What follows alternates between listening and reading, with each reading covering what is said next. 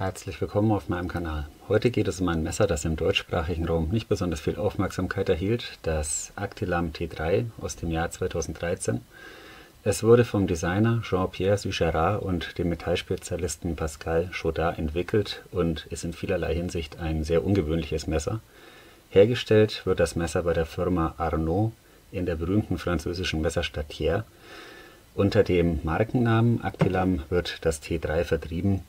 Der Modellname T3 leitet sich von dieser verdrehten Rückenfeder ab. Das T steht hier für das französische Verb torsade, gleichzusetzen mit dem englischen Verb twist, also verdrehen oder auch tordieren. Auf diese Feder komme ich dann gleich noch zu sprechen, das ist wirklich interessant. Die 3 im Namen T3 steht für die letzte Ziffer des Jahres 2013, wie erwähnt, das Erscheinungsdatum dieses Messers. Im Laufe des Videos gehe ich dann noch auf den Griff und die Klingenverriegelung ein. Beginnen möchte ich aber jetzt erstmal mit dieser eleganten Droppoint-Klinge. Man sieht hier die grob ausgeführte Satinierung, die im Bereich der Klingenspitze je nach Lichtanfall fast schon einem Sonnenschliff gleichkommt. Die Quersatinierung zieht sich über die gesamte Klingenlänge. An der Klingenwurzel wurde durch eine Veränderung des Winkels dieser Satinierung ein schöner Kontrast gesetzt. Dann eine sehr ausgeprägte Schleifkarbe. Sehr auffällig ist dieses schmiederau belassene Designelement auf der linken Seite des Klingenrückens. Die Klinge wurde im Gesenk geschmiedet und das wird mit diesem schmalen Streifen sehr schön ins Design integriert. Auf eine Klingenbeschriftung wurde hier vollständig verzichtet. So etwas sieht man dann doch eher selten. Mir persönlich gefällt das sehr gut. Kurz zu den Abmessungen. Klingenlänge 85 mm, effektiv immer noch 81 mm, Klingenbreite schmale 2 mm, Klingenhöhe etwa 17 mm, ein sehr sauber ausgeführter Flachschliff mit gerade mal 0,3 mm hinter der Schneidphase, also ein richtig guter Wert. Klingenstahl ist hier der X50CR MOV 15N, das ist eine Stahlsorte, die gerne für Küchenmesser verwendet wird. Extrem rostträge, gutmütig, leicht nachschärfbar. Die Stahlbehandlung wurde ja so ziemlich ans Limit gebracht. Nach den ganzen Verfahren, die hier angewendet wurden, haben wir hier immerhin 58 bis 60 HRC. Also das passt. Der Klingenstand ist auch mittig, wobei hier auch kaum Platz im Heft ist. Also das ergibt sich quasi von allein. Die Klinge läuft sehr sauber auf einfachen Nylonwaschern. Bronzewascher wären natürlich schöner gewesen. Öffnen lässt sich die Klinge nur über den Pinch Grip, also definitiv Zweihandöffnung.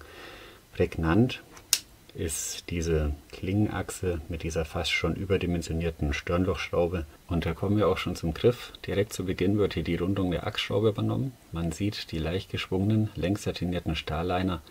Darauf vermerkt Name und Modellbezeichnung, also Actilam T3.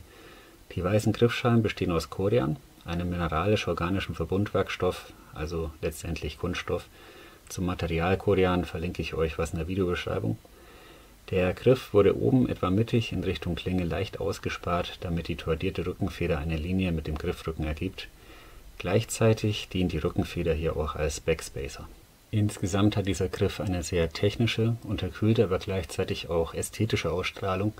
Auf eine Fangriemenöse und einen Clip wurde hier verzichtet. Es gibt aber eine Variante mit Clip, und zwar wäre der dann hier am Griffrücken angebracht. Also auch sehr ungewöhnlich, aber wirklich innovativ. Die Grifflänge beträgt 11,2 cm.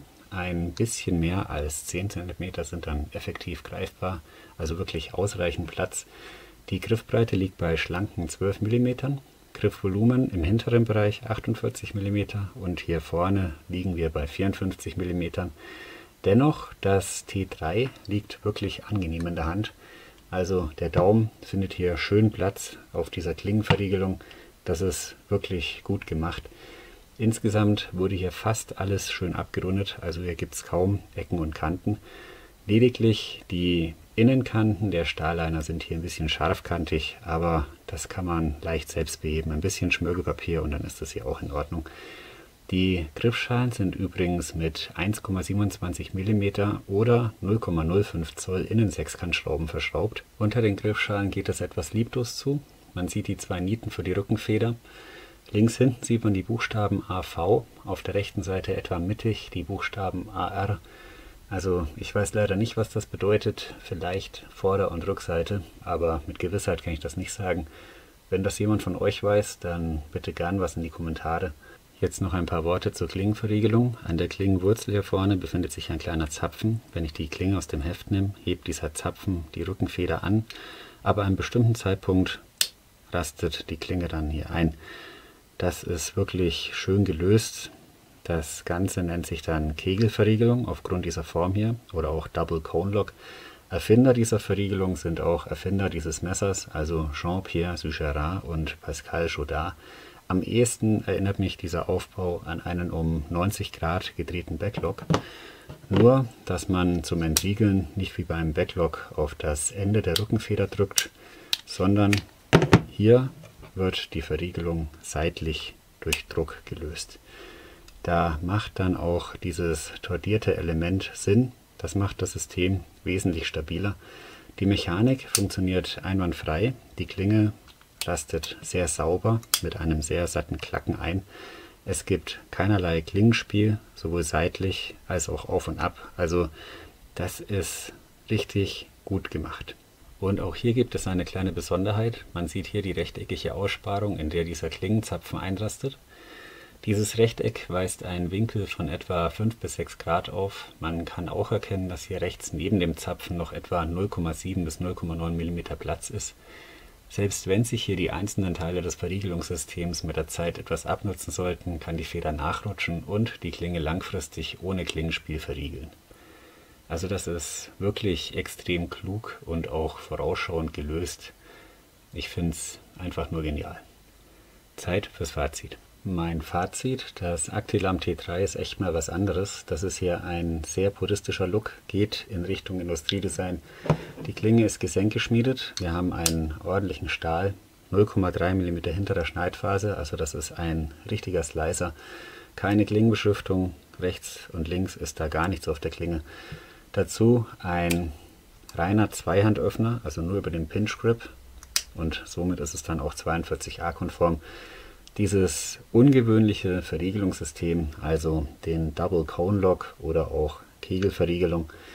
Es gibt verschiedene Varianten dieses Messers, wie vorhin erwähnt, optional mit Clip am Ende des Griffrückens.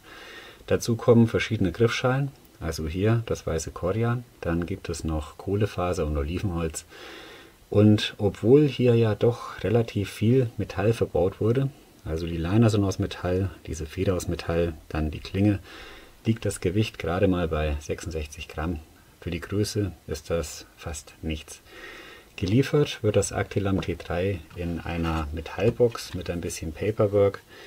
Und jetzt kommt's. 2013 lag der Preis bei rund 200 Euro. Das dürfte damals viele vom Kauf ein bisschen abgeschreckt haben. Mittlerweile sind die Preise gesunken. Bei etwa 150 bis 170 Euro haben sich jetzt die Preise so eingependelt.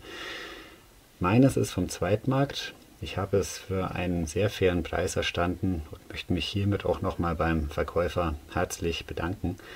Ja, das Messer ist auf jeden Fall jetzt schon einer meiner Lieblinge. Das ist wirklich was Spezielles. Okay, das wollte ich euch mal zeigen. Vielen Dank für eure Aufmerksamkeit. Ich wünsche euch alles Gute, bleibt gesund. Bis zum nächsten Mal.